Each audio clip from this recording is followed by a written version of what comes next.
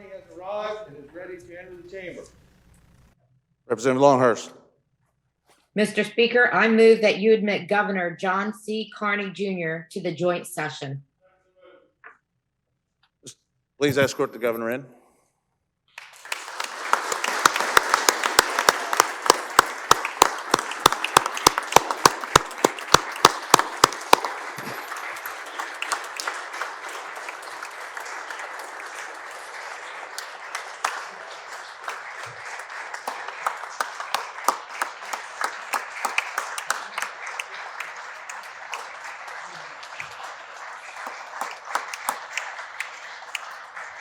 Governor, the House is yours.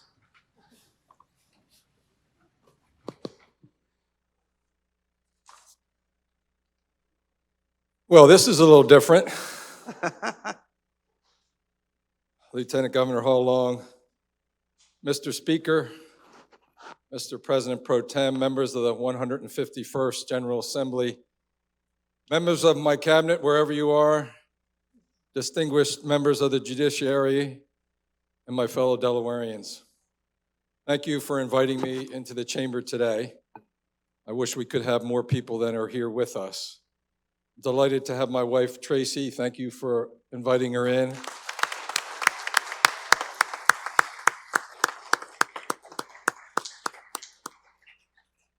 Normally, the cabinet sits over here with Tracy, and they're not here today. So she might have the biggest job of all, which is to lead the applause lines.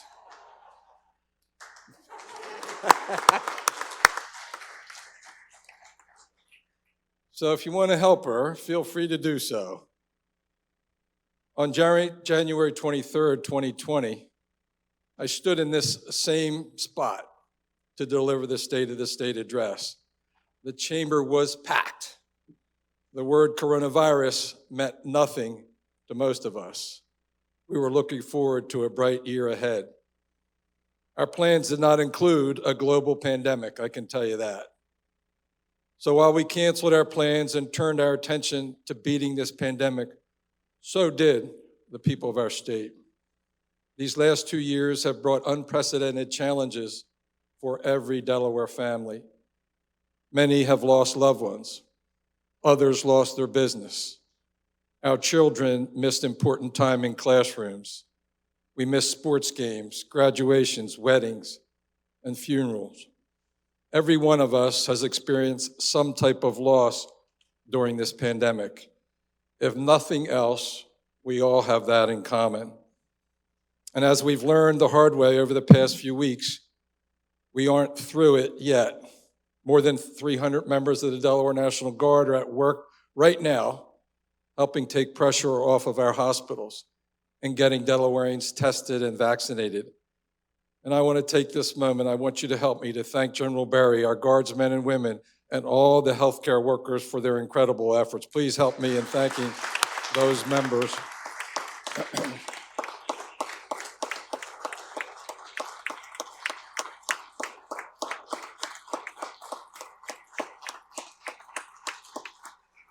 General Barry has been an incredible leader during the last 2 years of with those men and women. And I can tell you how enthusiastic, how delighted the hospital workers were to see our men and women in uniform show up over the past couple weeks. I also want to thank Dr. Carol Rattay and her entire public health team for their hard work and importantly for their resilience. And I want to recognize DEMA Director AJ Saul. He's amazing. And his team and all our emergency personnel across our state for their great work. They have been incredible.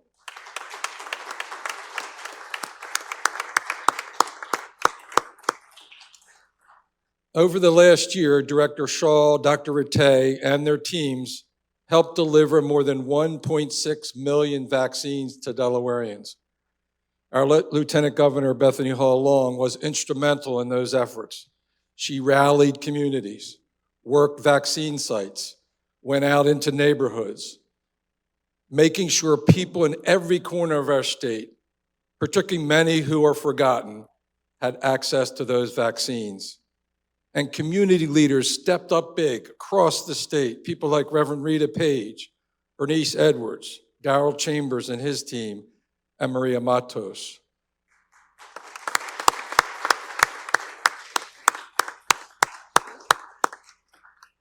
Because of the efforts of so many, we were one of only 20 states to meet President Biden's goal, 70% of adults vaccinated by the 4th of July. This work simply saved lives. We provided, you're getting good help there, Tracy. We provided more than $400 million in support to small businesses. We supported childcare providers who stayed on the job throughout this crisis. And thanks to the hard work of educators, we got our children back in classrooms. That's why one of the most important priorities, that's why despite the trying times and because of the ongoing sacrifice of so many Delawareans, I'm optimistic today. Over the past 2 years, we've seen clearly that the people of our state are resilient, they're innovative, they're kind, they never give up. They're focused on the present, but hopeful for the future. Because of the incredible strength of the people of our state and because of their resilience, I can tell you confidently today that the state of our state is strong and we are eager for what lies ahead.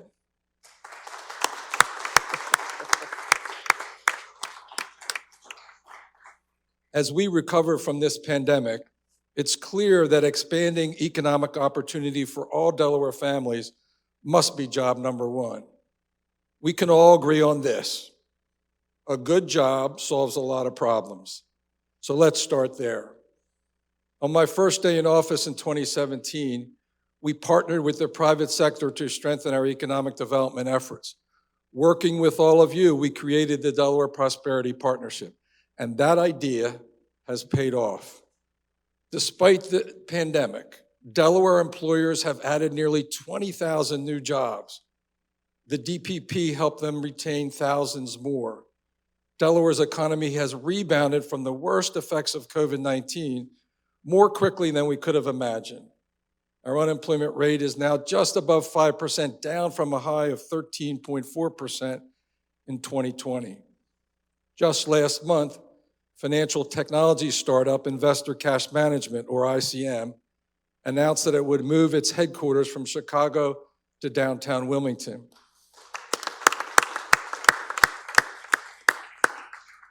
ICM plans to invest $15 million in its new headquarters and create almost 400 new jobs.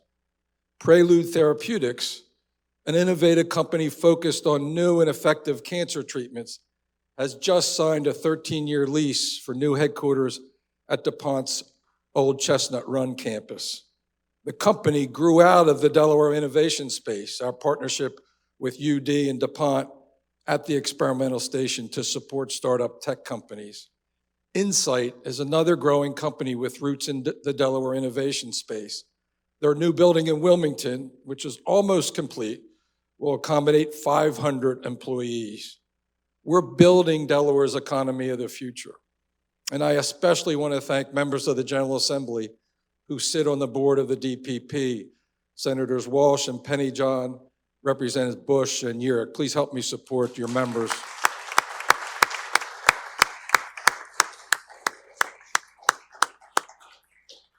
We appreciate very much their participation and feedback. And as they can tell you, these new jobs are not just confined to the northern part of our state. We work hard to promote central and lower Delaware. Baltimore-based textile manufacturer Avalon Industries is relocating and expanding in Dover. Miller Metals, a longtime leader in Delaware manufacturing, is adding jobs in Bridgeville. And Wuxi STA Pharmaceuticals is preparing to add 500 and maybe more and $500 million of investment at a new manufacturing facility in Middletown. We also have some fun news on the tourism front. In March, the Atlantic 10 Conference will bring its women's basketball championship to the Chase Fieldhouse in Wilmington.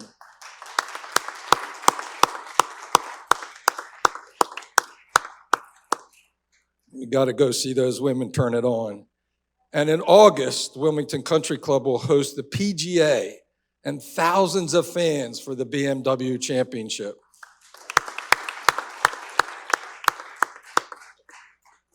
Delaware is on the map. These events are putting us on the map, and the future is bright. And in terms of national and international attention, it certainly doesn't help to be the home of the President of the United States. It really doesn't. He fills up a lot of hotel rooms when he revisits our state. Support from the federal government and our President Joe Biden will help us build on this economic work in communities up and down our state. Using federal stimulus dollars, we will build and upgrade libraries in every county.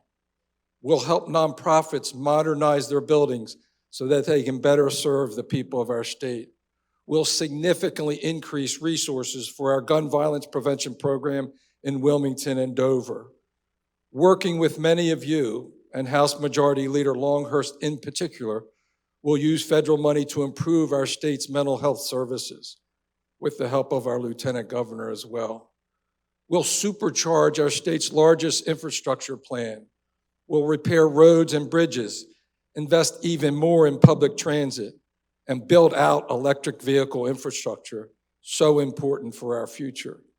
That will make communities commutes shorter, improve safety on our roads, and prepare Delaware for the future. We're also investing in our environment, and we have a new climate action plan to address the effects of climate change, not just because it's the right thing to do, but because we know that vibrant outdoor spaces help attract new workers and families to our state. I especially want to thank Senator Hansen for her work to protect our natural environment. Senator Hansen.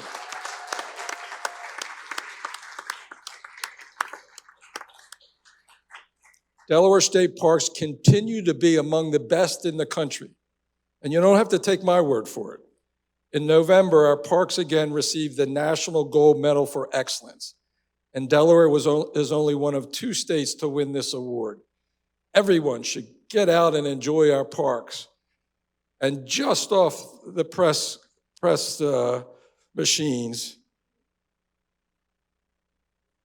surf license, surf fishing license go on sale on February the 1st. And they'll stop in a second. When I release my budget next week, we'll set aside another $30 million for open space and farmland preservation.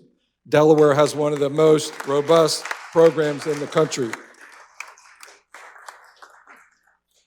And through a years-long partnership with Majority Leaders Longhurst and Townsend and your good work, we created the Clean Water Trust Fund.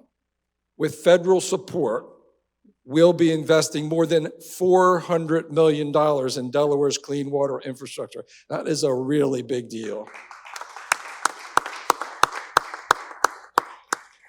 We'll be focused on underserved communities, many, if not most of which are in Kent and Sussex County. That's an unprecedented opportunity to fix longstanding problems. We all need to do our part to keep our natural areas clean and free of trash. Just a look around. It's a mess out there. That's why we're continuing our efforts to keep DE litter free. That's our slogan. And I'm determined, almost single-handedly, to help clean up our highways and byways. Help us out in your districts. We appreciate that. All these investments will strengthen our economy for the future. We know that nationally and here in Delaware, small businesses drive job creation. That's why, for the first time ever, we put a hyper-focus on small business inside state government, the Division of Small Business. That includes supporting innovative new tech companies and mom-and-pop mainstream businesses. Since 2019, our EDGE Grants program has supported more than 35 small businesses. These businesses are creating jobs and poised for growth. At the same time, we invested more than $400 million in pandemic relief money to shore up businesses hardest hit by the pandemic, like bars and restaurants, museums, childcare centers, and hotels. Business owners that I see every day tell me This helped them keep their doors open. Supporting businesses also means supporting the employees who work there. We know workers are not just looking for a job today, they're looking for a way of life, especially as they start a young family. They believe that good jobs should also support their families when they need that support the most, and I agree. Senator McBride has introduced legislation that would build on the work we've done for state employees and extend paid leave into the private sector.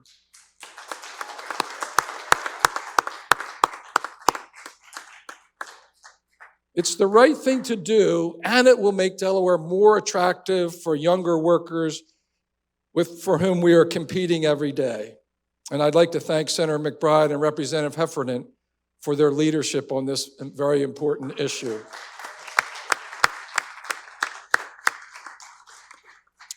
With the leadership of Senator Walsh, way up in the back corner, we also set Delaware on course to a $15 minimum wage.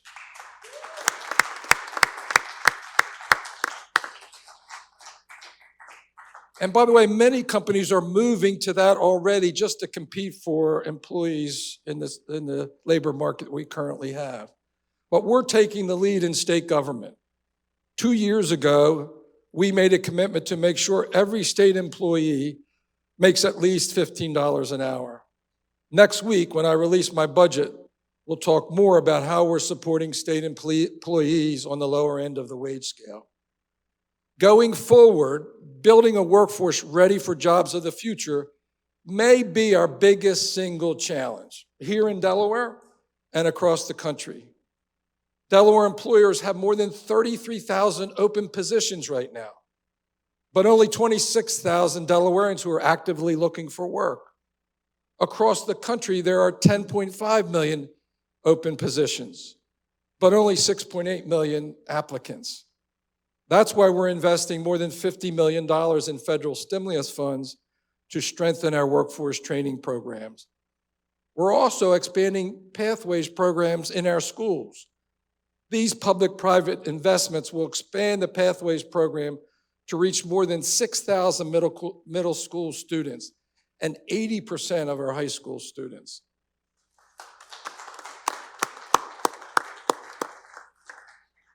That will help students like Imani Wolf Cochran, who I met recently. Imani's a senior at St. George's Tech. She spends a third of her day in an early childhood center learning on the job. Imani's focus on work-based learning will prepare her to enter the workforce as soon as she graduates from high school, and we need those childcare workers today.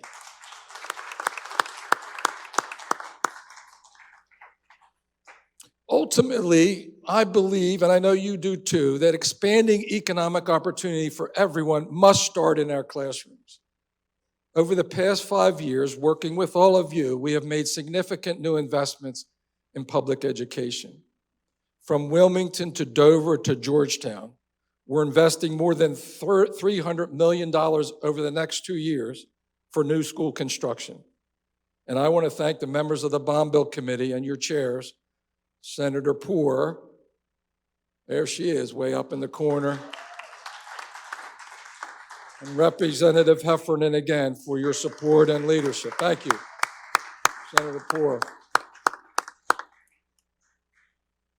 We know the pandemic put a strain on every part of our education system, and I know you know it too and hear from your districts, from school bus drivers to classroom teachers to school nurses.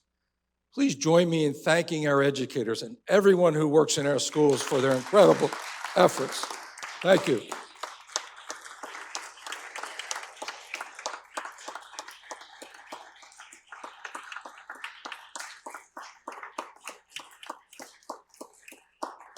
And they are working so hard amidst this winter surge that we're seeing across our state, I can tell you. Amidst all these challenges, last year the General Assembly made permanent new resources to support low-income students and English learners in our schools. Thanks to Representative Williams and Senator Poore, we finally invested in K-3 basic special education.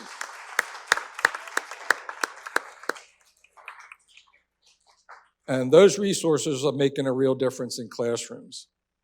One thing that the past 2 years have taught me is that there is a value in acknowledging and celebrating the complexity of our state and our complex and often difficult history.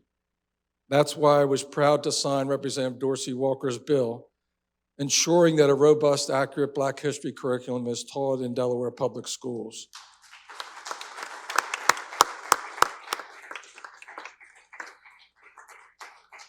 I was also fortunate to join Black clergy and community leaders in visiting the newly discovered African burial ground at the John Dickinson Plantation, and to partner with the Department of State, the Office of Statewide Equity Initiatives, the Delaware Heritage Commission, and Delaware State University to tell the public the real history of that site.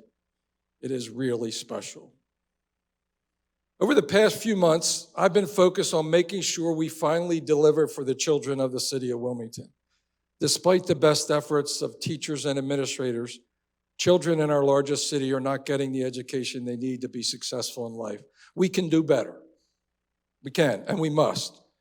These children and their families deserve our best efforts. Over the last month, I've knocked doors and talked directly to parents and students in neighborhoods across the city. I know they're eager for change. They want better. I've talked to and heard from educators, teachers in all of our city schools, spent half a day in Bancroft and half a day in Warner. The idea of a Wilmington Collaborative is based on models we've seen successful in other parts of the country. And so we're asking districts that serve our students in the city, Red Clay, Brandywine, and Christina, to work together on behalf of these children and their families. This model will place more decision-making in the hands of educators and local communities, and will offer more support for students, families, and importantly, for the teachers that are in those classrooms every day. It will place a hyper-focus on these students and the challenges they face. Doesn't solve every problem, to be sure. And we will continue to work with Senator Lockman and the Reading Commission to focus on issues around redistricting and the high school challenge for city students. These are certainly very important issues. But we can't let those difficult issues hold us up. We can't afford to wait, and we can't afford to keep doing the same thing and expecting a different result. I hope you'll join me in finally doing right by these children. We know that a good education is not the only thing that families need in order to be successful. State Housing Director Eugene Young and his team have been working hard to address a housing crisis that has been made worse by the pandemic, and you know what I'm talking about. Using federal funds, the State Housing Authority is partnering with the private sector to rebuild the Riverside community in Northeast Wilmington. It's a very exciting project. The Housing Authority has made available $50 million in rental and mortgage assistance to struggling Delawareans across our state. And over the next 3 years, we will invest federal dollars to revitalize and develop more than 1,200 affordable housing units in Kent and Sussex counties. That's in addition to expanding down payment and settlement assistance for home buyers. These investments will go a long way to support Delawareans who need it most and strengthen our economy at the same time. It's also way past due to make sure that every home and business is connected to the internet. Currently, close to 11,600 Delaware homes and businesses lack access to high-speed broadband. Delawareans rely on stable internet connections to apply for jobs, help their children do homework, work from home, or continue their education online.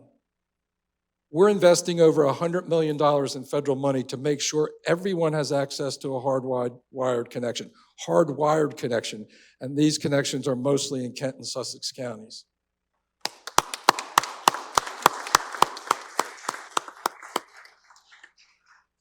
We also continue to tackle the epidemic of substance abuse statewide. Our Lieutenant Governor's leadership on the Behavioral Health Consortium is having a real impact. Despite the national rise in overdose rates during COVID, Delaware was one of only 4 states to see a decrease in the rate of overdose deaths. The Lieutenant Governor will continue to be a driving force to ensure access to treatment and prevention. Thank you, Madam Lieutenant Governor.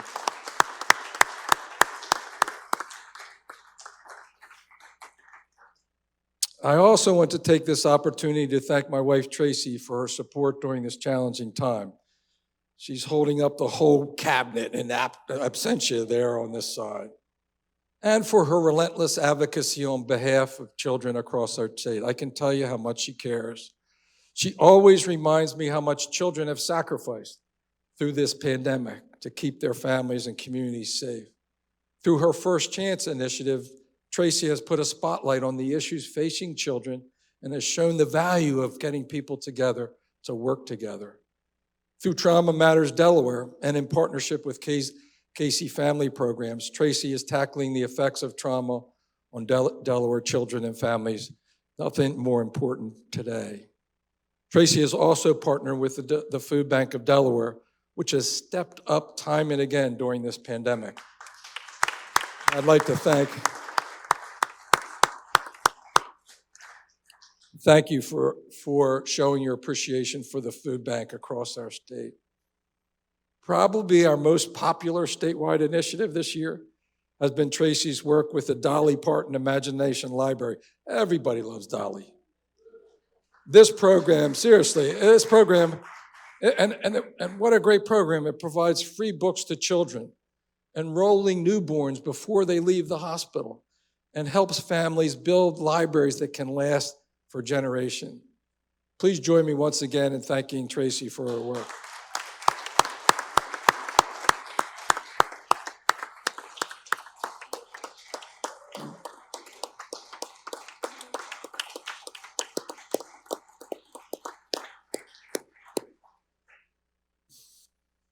Thank you for that.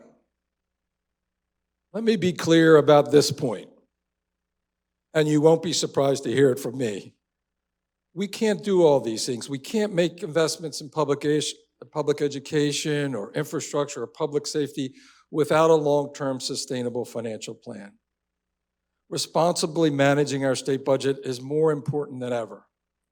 And that's what every taxpayer I've ever talked to over 20 years in public service expects. Over the past 5 years, we've worked hard and worked together to get our state budget in order. And I'd like to thank members of the JFC and your chair, Senator Pardee and Representative Carson, for your work. Thank you, all of you, for that work.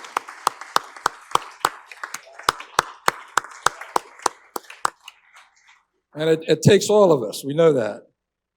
But the JFC does so much of that important work. We have built significant new reserves, higher than any time I can remember, and directed one-time revenue into one-time infrastructure projects.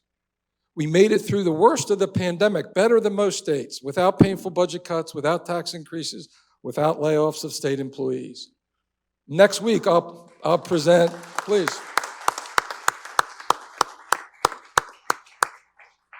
And so next week, I will present a budget that stays true to these principles. We will again invest in our classrooms with expansion of opportunity funding. We will use one-time revenue to continue the largest infrastructure program in Delaware history. We have a unique opportunity to make real progress on these issues, not just because of our work here in Delaware, but also because of the passage of the President Biden's bipartisan infrastructure bill. With these investments, we'll strengthen our economy, expand opportunity, and support families as we finally emerge from this pandemic. And we'll do it responsibly, and we'll do it together. As most of you know, I've served in government now in some capacity for nearly 3 decades. I've never seen a more challenging time. As I think about the past 2 years and how it fits into the long history of our great state, I can't help but think about the recent passing of Governor Ruth Ann Minner. Governor Minner did not have an easy time leading up to being governor, or during her 2 terms wrestling with your predecessors over a laundry list of sticky issues. But one thing you could count on with Ruth Ann was when she was faced with a political issue or a policy choice, she always approached it through the lens of how it will affect people's everyday lives, ordinary folk. And another thing you could count on was that when she made a tough call, and she had to make many, she would stand by it. Please join me in a round of applause to pay tribute to this remarkable leader, the first woman governor of our state.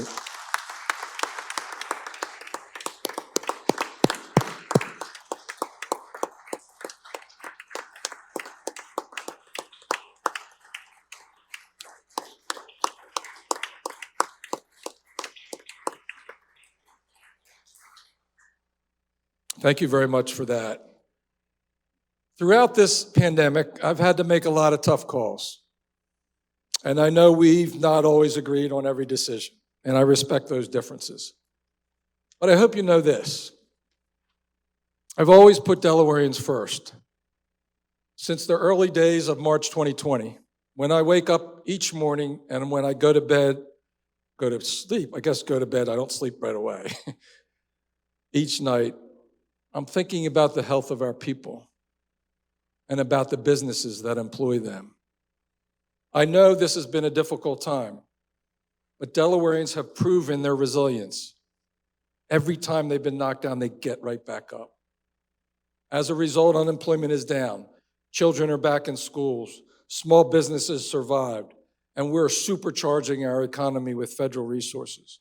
So my message today is simply this. We will come through this crisis. And when we do, we'll be ready as a state to move forward together. It's my sincere hope that when I stand across the building next year before you, the pandemic will be firmly in the rearview mirror. But the last 2 years have taught me that whatever happens, our state, our beloved state of Delaware, will rise to the occasion. Thank you very much. God bless you, and God bless our great state.